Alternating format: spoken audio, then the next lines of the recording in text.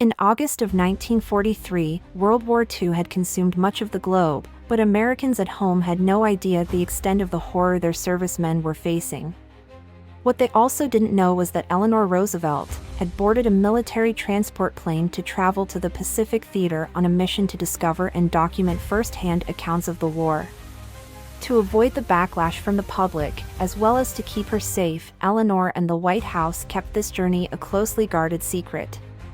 10 days later, the news broke that the First Lady had left the country on a very risky expedition. This was a rigorous and daring trek that took Eleanor to Hawaii, New Zealand, Australia, through the South Pacific and into the territory still under enemy's air attack. Eleanor was a woman who preferred not to hide from the pains of war, but rather to research it and present it to herself and the American people at home. What set Eleanor aside from other government officials is that she preferred to meet, speak, and eat with enlisted servicemen rather than officers. This gave her a unique opportunity to assess the needs of those who looked death square in the eye on a daily basis. Often, she would help the GIs with their tasks, which meant they were going to be done successfully and with the maximum support from the officers. Eleanor's days were packed with meetings that would sometimes end at 11 p.m. She was warm, approachable, and personable.